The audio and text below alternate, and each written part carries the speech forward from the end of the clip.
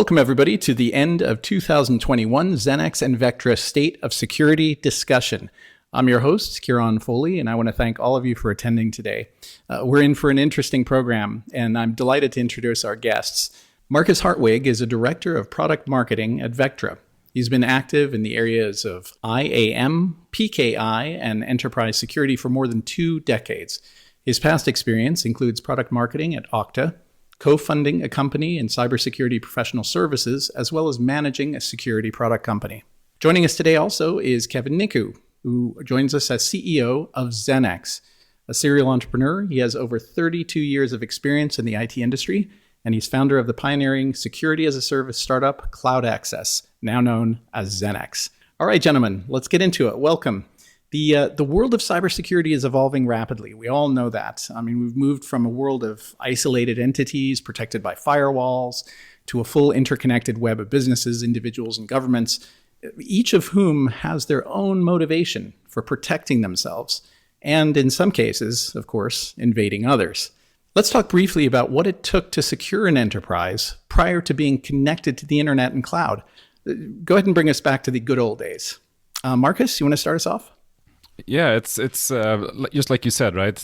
Old traditional on-prem security relied very heavily on people, going into the office, sitting down at their assigned desk, and then, smoking a cigarette indoors and looking at their workload, which was typically also stored within that building, right? You had a server room in the basement or something like that. So the traditional ways of security back in that day was mainly to keep all the connections going out of this physical building where you resided to be either sort of inspected or closed off or secured in some way. So you had this whole growth of the industry of firewalls and retrospective packet inspection tools and things of that nature. Right? So it would be fair to say then this was a world that was simpler to isolate. You could kind of hide behind a firewall. There's a lot less interconnectedness. Kevin, from your perspective, I mean, in terms of those days, what did it feel like then compared to now?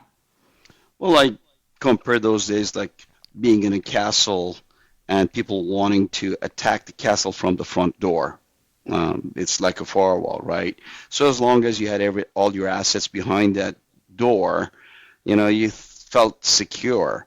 That it was a lot simpler because there's a low technical sophistication among the users, and there was not a lot of hacking going on, and hacking was not, and ransomware were not everyday events.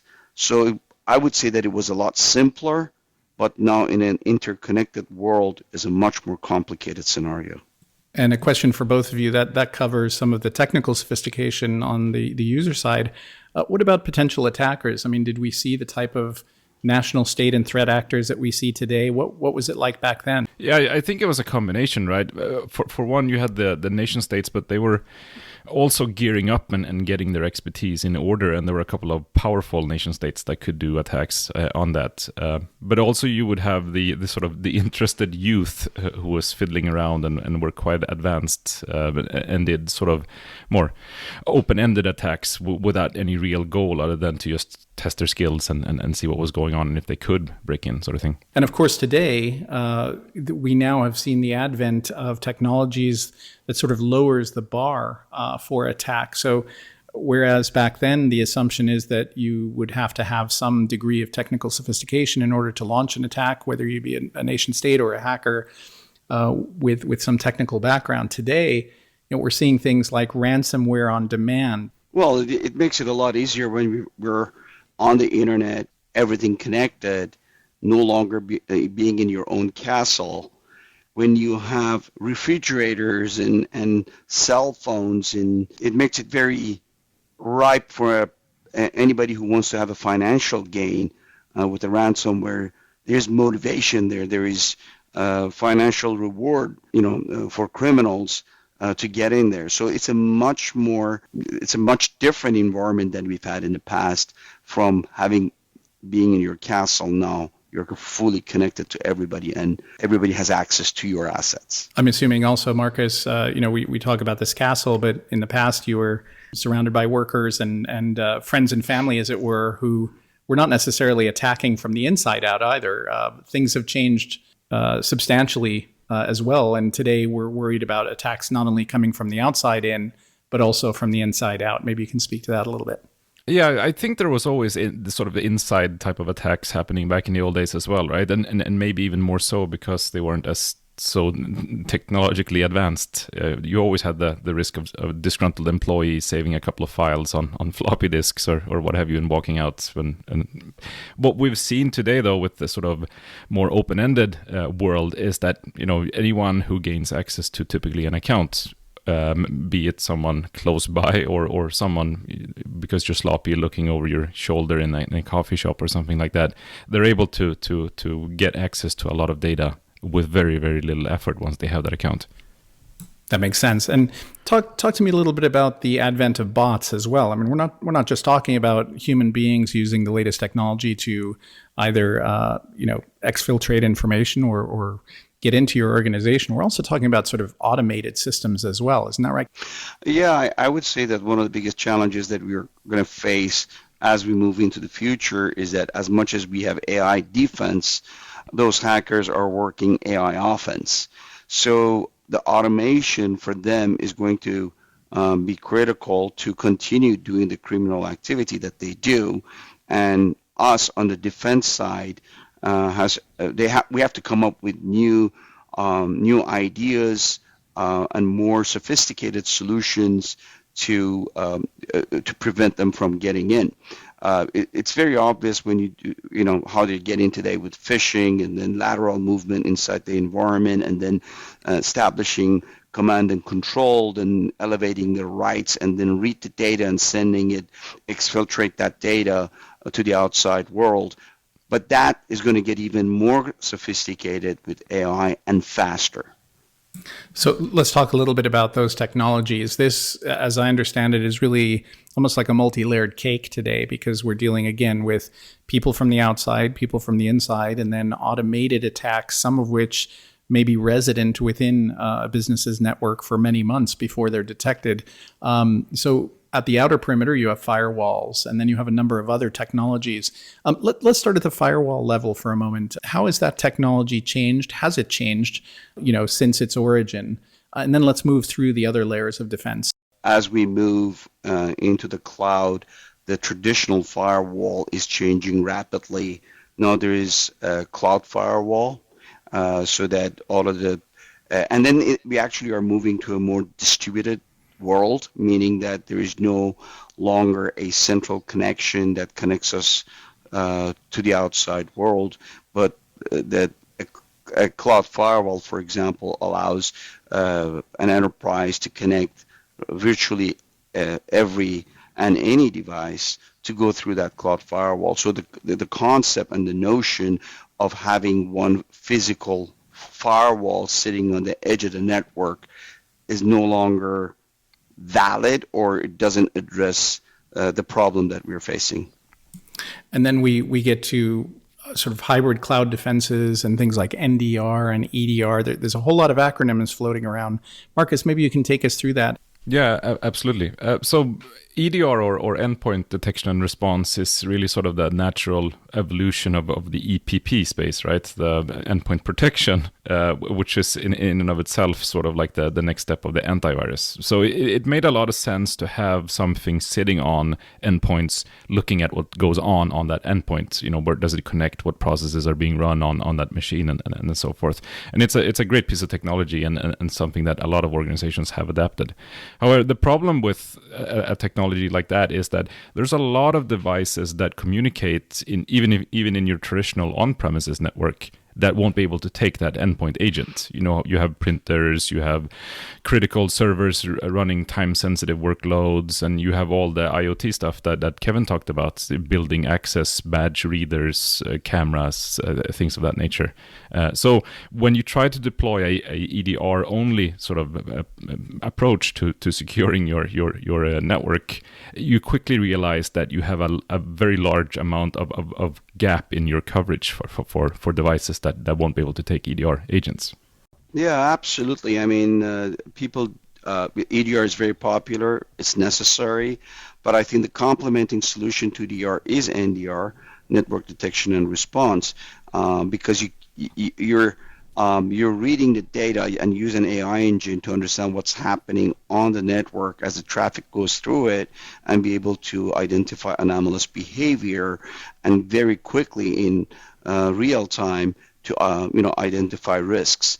But I would like to take it a step further, and the term XDR has become really popular over the past 12 months, and XDR refers to cross-correlation engine, and the popular idea about this is that if you have EDR and NDR, put it together and take it through a cross-correlation engine, which now they call XDR, then you've got a total solution. But actually, I would say that's not enough, because there's different telemetry in security that you need to pick up in order to have a full view of enterprise security, what we call XDR plus. So it's not just inputs, information telemetry from EDR and NDR, but a variety of other security tools that are out there that have to play into the cross-correlation engine to provide better threat analysis, threat detection. So when we're talking about cross-correlation, one of the metaphors that I've heard used is referring back to this castle that you're protecting. We're in a completely different world today where everything is interconnected.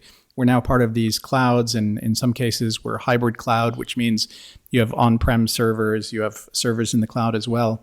And so the result of this is, as if I'm hearing both of you correctly, is this perimeter is becoming more and more difficult to defend. But beyond that, even within the organizations themselves are actually becoming more distributed.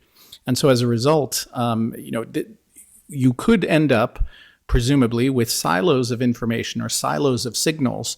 So if somebody enters your organization in some area, it may not be known unless you have what you're referring to as cross-correlation. Is that a fair summary?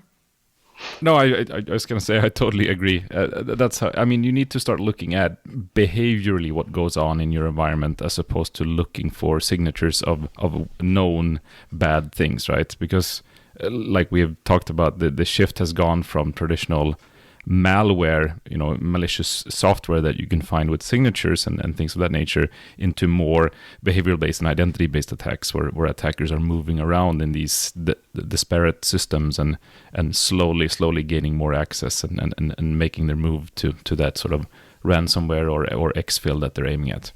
Very interesting. Very interesting. And yet, even with these technologies in place, you're still depending upon people at the core. Maybe a team of security professionals within the organization, perhaps an external group as well. Let's talk a little bit about different organizational approaches to the structuring of these teams. Marcus, maybe you can start us off. What have you seen out there in terms of the positioning of internal security versus external security professionals?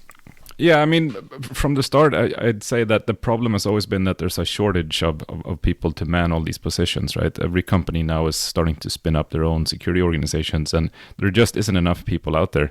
One of my previous employers had this great quote saying that just the Bay Area and Silicon Valley is hiring more developers and engineers than all of the U.S. universities are examining on a yearly basis. So there's an immense shortage, especially if you start to looking at just security professionals, right? There's not enough to go around, and that hits larger companies and smaller companies alike, right? If you're not being able to pay the top dollar or are in a competitive sort of job market, you're going to lose out on that. So you're starting to look more and more at incorporating tools that is somewhat automated, and you're starting to look at firms that can help you out with that security piece of the puzzle and really augment your own security staff. And this leads right into this idea of SOC as a service or outsourced security operations center. Kevin, maybe you can talk a little bit about XeneX and what you do and what you've seen in that space. Well, we established XeneX to address precisely what was discussed in the past couple of minutes. There is lack of resources that Marcus alluded to, hiring, retaining security professionals, focus on core competency. People don't want to manage security. The nature of 724 cybersecurity defense, you need to be on it. You have to be subject matter experts. You got to follow industry trends as well as the latest attacks and what's happening. So all of this is not something that organizations that are not focused on cybersecurity can do on their own. Just the 724 nature of it, 3 shifts, and the ability to follow industry and follow the latest. That by itself is a large task. And that's why SOC as a service is an important part and partnership that customers could put in place in order to address that. It provides the necessary eyes on the glass, necessary tools, including EDR, NDR, and XDR that we talked about, to immediately and cost effectively find those threats, do the root cause analysis, and be able to come back and tell the customers, here's what we're seeing, here's the analysis, and here's the remediation recommendation. And by the way, the recommendation could be basically autonomous response, so it's not actually a human intervention to take care of the potential threat, but in real time, we could address it by taking immediate action through AI technology. And for both of you, what have you seen out there in terms of the challenges, the major challenges when a company, either suddenly realizes as a result of a major incident or maybe as a result of their own preparation that they need to take their security to the next level, and they start thinking about how to structure their internal security relative to using external security. What are the major challenges that you've seen in that space? This question would be for both of you. We'll start with Marcus. Yeah, I mean, unfortunately, it still is the case that a lot of organizations wait with that decision until they get into an incident, right? And in some cases, they're lucky, and in a lot of cases, they're not.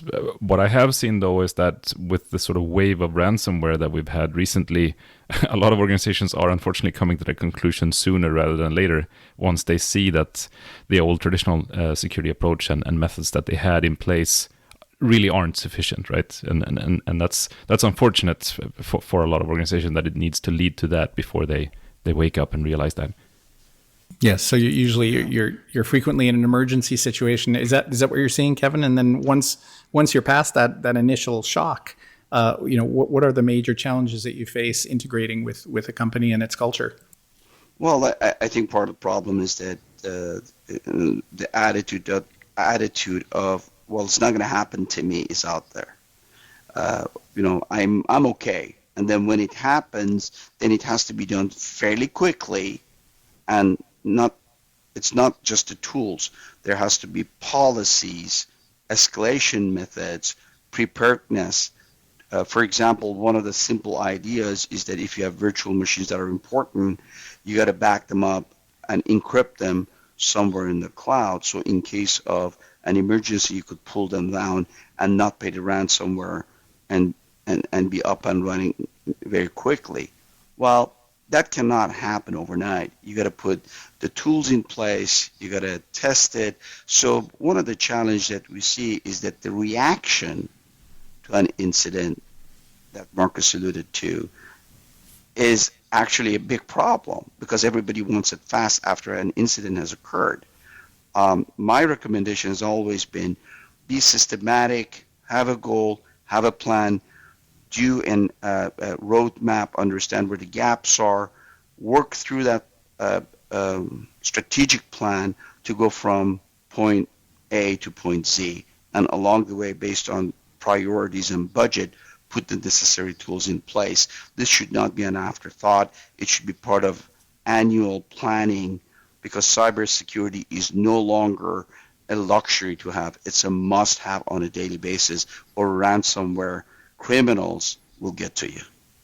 I agree totally with that, Kevin. And I'd say that one of the things that has happened is, with sort of the world that we have been living in for the last 2 years, a lot of organizations have accelerated their deployment into cloud services and things of that nature, which has left most of their data outside of their controlled perimeter, and most of the tools that they are using on a day-to-day basis almost obsolete, right? So it would be a good idea to, sooner rather than later, do a big refresh and say, you know, are the tools and the services and the things I have in place, are they still relevant to the way we operate and work as a company these days?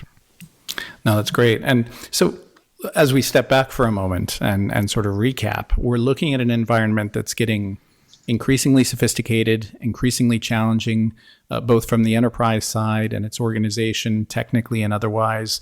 And meantime, more and more people, individuals, nation states, hackers, and others with a vested interest in simply making money are realizing that it's becoming ever simpler to attack these organizations, hold them for ransom. We talked about ransomware for a moment. I know over the last year, we've seen a sharp increase in attacks over the last couple of years, as a matter of fact. And so as we look at that, I imagine, and this question is for both of you, that burnout is a big issue. We're talking about, first of all, not having enough talent on the ground, both internally and externally. And then given that talent has to work, I imagine, extra long hours. Tell me a little bit about what you've seen on the ground. Yeah, I can start. I mean, another thing that we see a lot is that with these older legacy sort of tools, a lot of organizations have collected and amassed a large number of different tools that aren't communicating with each other or working together, right? Which makes it very, very hard to work in an environment that's not very beneficial for the security professionals either, which they obviously don't like. So looking at modern security tools that actually interconnect and operate together, or in this sort of XDR world, you can collect the intel from all of these tools into a central sort of place and then take action on it from there is definitely something that a lot of the customers out there are screaming for, or at least the practitioners. And would it be fair, Kevin, to say that with all of the capability that we provide in our dashboards and a pane of glass or multiple panes of glass, that data is coming in at us at an alarming rate now. We're getting a lot more information, but does that make it actionable? And I guess this leads into the next set of issues around the role of AI, machine learning, and automation in this whole process.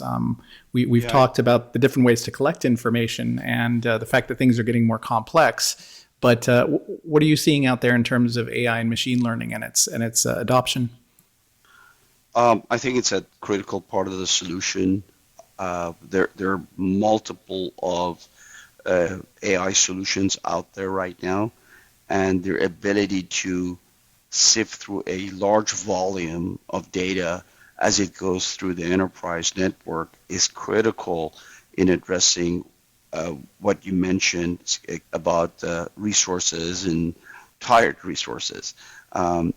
Automation in general is going to help a lot because now there's no need to do manual work in this. There's no need to have people with extended hours and burnout effect. The platform has to do the work.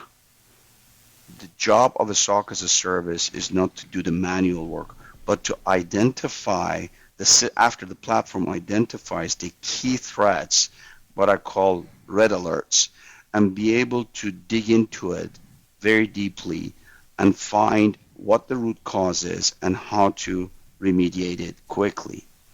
That way you can scale. So automation and AI, both at the source level and also at the SOC level, where you cross-correlate this data in order to identify the right incident to focus on, is critical as we move forward.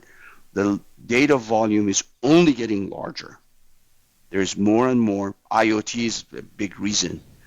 there's more and more data, security data coming across the wire. So we have to have AI both at the network level, endpoint level, and also at the SOC level to be able to consume that data and make it meaningful for security analysts in order to be effective. That makes a lot of sense. And this is really, it's what I'm hearing you say is that these technologies, AI, machine learning, and other technologies really are still working hand in hand with people. This is not replacing people, but it's really augmenting our ability to be able to be more effective and perhaps in limited respects, sleep once in a while. Marcus, Vectra has done a lot of work in this area in terms of AI and machine learning.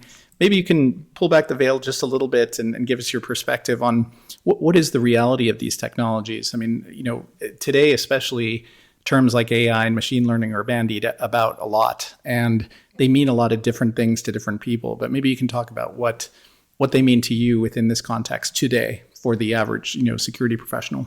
Yeah, absolutely. And I think Kevin was alluding to this here as well, that the AI is being used in multiple ways, right? And to actually make a difference for the hard-strained professionals out there. So you use the AI and the machine learning algorithms to detect these very tricky attacks, sort of like the hidden command and control tunnels or the very slow sort of attacks that happen in a network.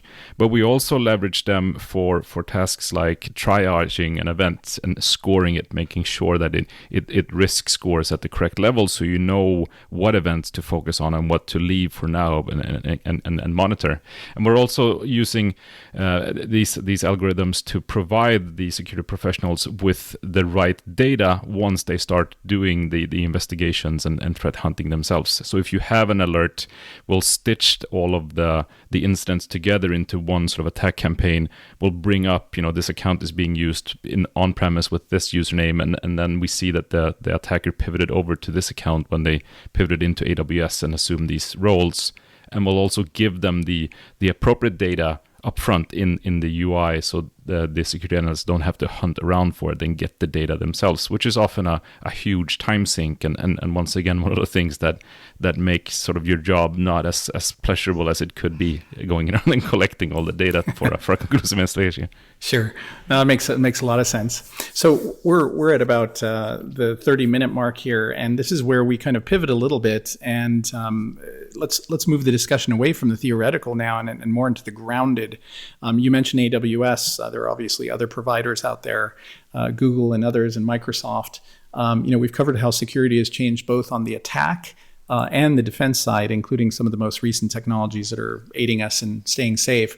But there are within many organizations, enterprises, especially in the United States, fairly large attack surfaces that are sort of common to enterprises across the board. Microsoft Office 365 comes to mind as one of these surfaces. It's a key focus of attackers, as I understand it, owing to its widespread adoption. Maybe both of you can address that. And again, not to pick on Office 365, but I think we'll be talking a little bit about why this is important, especially with respect to some of the research that Vectra has done. I would say that one of the Office 365 is one of the fastest growing and probably the biggest cloud application out there. The users are not necessarily sophisticated IT users, therefore creating the attack surface that a lot of the criminals love. And one simple phishing attack could open up a whole world for them. Because it's cloud-based, it also creates an interesting challenge. How do you monitor and who is using it, when it's being used? Microsoft is continuously trying to improve on the security on Office 365, but until this is bulletproof, there's a lot of holes in it that we need to cover and make sure that that is monitored on a regular basis, 7/24. But with Vectra's tool, and I'll let Marcus talk about this, we have an opportunity to bring a much better security with AI tools into Office 365. Vectra actually did a spotlight report a year ago in 2020 on Office 365 and sampled some 4 million Office 365 accounts. What did you find, and what's the import of that? Attackers everywhere is what we found. No, to Kevin's point here as well, right? It's an interesting application. I think it's the by far the biggest SaaS application out there, right? And it contains a lot of juicy data. I mean, if you look at SharePoint, your emails, everything that you share with documents and things of that nature, it makes a prime target for someone who wants to get the good stuff from your organization. And on the flip side, it's one of those organizations that a lot of companies allow employees to access, from a cafe or their own cell phone, which is unmonitored and things of that nature. So you have a lot of sort of connections going into it and accessing all this very, very business critical data. We looked at the usage of it and sort of the perception of how secure people were, and a lot of people thought that with the tools that Microsoft offer, we're pretty secure. And it turns out that in a lot of cases, there are novel attack vectors and quite frequently a lot of attacks that focus on bypassing preventative security in Office, like MFA and things like that, which are widespread at this point. And it's because it's such a well-used application, and that it's something that a lot of people want to get to, right? So this seems like a natural jumping off point for talking about how our audience might be able to best protect their enterprise, especially if they're using Office 365. It's sort of the low-hanging fruit and perhaps a way to engage with security providers such as yourselves. Seems like a solid starting point. Yeah, I believe so. I mean, when you look at the need out there, certain devices and application devices need to be covered, routers, firewalls, servers, for example, monitored, managed. But right next to it is Office 365, which is not a device, but an application. So I would say that on the top of the list, Office 365 is one of the areas. If somebody's using Office 365, they should be thinking about, am I safe? Am I secure? And if I'm not, how do I secure it? Because that's the easy access for a lot of people. So we've come to the end of our webinar. We're just about out of time, and I hope that our attendees have taken some valuable information from the session, and all of you out there have gotten something valuable. I want to thank both our panelists, Kevin Nikkhoo from XeneX and Marcus Hartwig from Vectra. Today, is there anything that you gentlemen want to leave our audience with as a thought, or maybe some information on each of your companies and how you can be reached? Sure. Please take a look at XeneX SOC. That's XeneXSOC.com. There's great information, valuable information about what the services are and the roadmap and some of the key tools on their white paper and information that you could use practically in your everyday security challenges. We're at Vectra AI, and it's a great resource as well on our sort of product offerings. And there's a couple of free trials that we invite everyone to look at as well if you want to get going for free for 30 days and start detecting and sort of assessing the security of your own Office 365 environments or what have you. That's fully available on the webpage. Gentlemen, thank you very much for taking the time. And again, thank you for joining us. And we look forward to more discussions. I'm sure we'll have a lot more going into 2022. This is not an industry that's going to go away. And we'll certainly, where you found this recording, we'll have additional information on that special offer for you. Till next time, thank you.